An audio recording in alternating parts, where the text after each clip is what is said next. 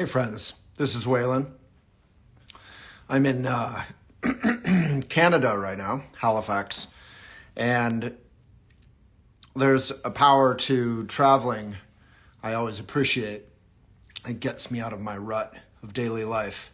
So I wanted to touch on a few practices that I think are helpful, that when we travel, those practices become illuminated if we let them. And then also how we can be helpful when we travel. So number one is when I travel, I very suddenly go from being a bit discursive and just eating quickly and eating whatever I want, whenever I want, to being very choosy about where I eat because I'm traveling, because I want to enjoy the restaurant or the food or my favorite places or discover new things. And I want to make sure I have an appetite for it. So bringing that back home, there's an attitude of appreciation, less discursiveness around what I eat. I have a lifelong habit because when I was young, I could and needed to eat endlessly, of eating very quickly and eating a lot and not being present when I eat.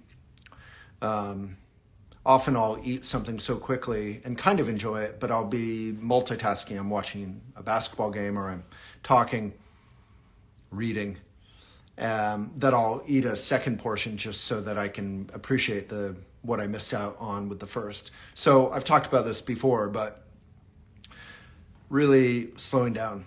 It's a little bit like a toddler. I was just watching a video on Instagram. A mother was letting their toddler actually appreciate a little bolt on a bridge. The kind of thing that seems pointless from an adult point of view. But we all remember being children and the magic of just being fully present with everything because we were figuring things out and appreciating everything.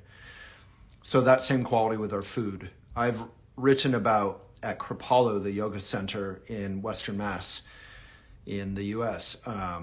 They have the 6 mindful eating practices. So, it's relax, take a couple deep breaths, gratitude for who made it, gratitude for the food, gratitude for Mother Nature, the sun, the rain, everything. Gratitude for who prepared it, gratitude for your own health to be able to eat it. Appreciate, meaning you really look at the food, you get into it. You don't just swallow it without looking at it, which is frankly common for me ordinarily. Smell the food. We actually often don't bother to slow down to smell the food, and yet the smell of, say, something baking is one of our most powerful emotional kind of memories. The smell of coffee in the morning, whatever it is. Chewing, really enjoying the texture and taking our time, not just, often you'll see people kind of forcing stuff down so they can talk. And then pause at the end. So before going on to the next thing or the next meal or the next bite, you pause. So that's just a quick overview, but that's something I appreciate when I travel. Secondly, I'm wearing a sweater from a craftsperson. I went to a vintage shop and a local shop and a different local shop yesterday. Is supporting local.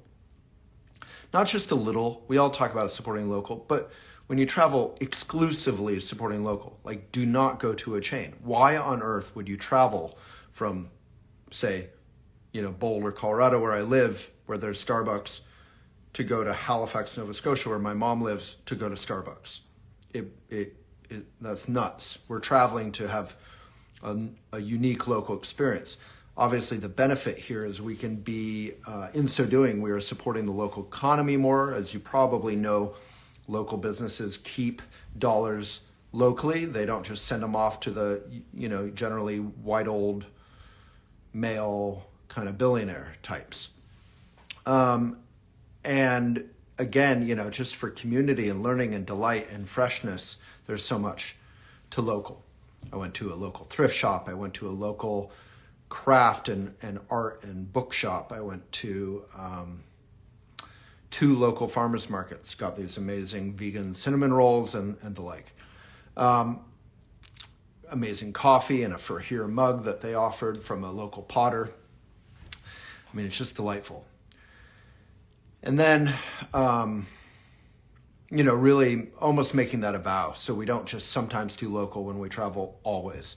And by local, we're not just saying locally owned, we're saying someone who is invested in the local culture and the local craft, and they're not just selling whatever made in China.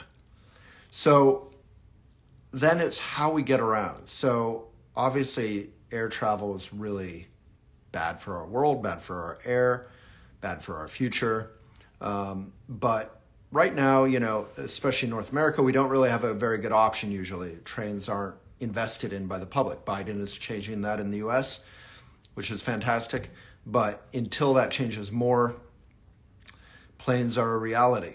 When we travel by plane, try to avoid supporting all the chains. Bring a bit of your own or just go without. I generally honestly go without. Then I'm nice and hungry when I get where I'm going. But most people aren't going to be like that. Obviously, drink plenty of water. But when I land, I bike exclusively. So that's not about being virtuous or whatever, although nothing's wrong with trying to be ethical.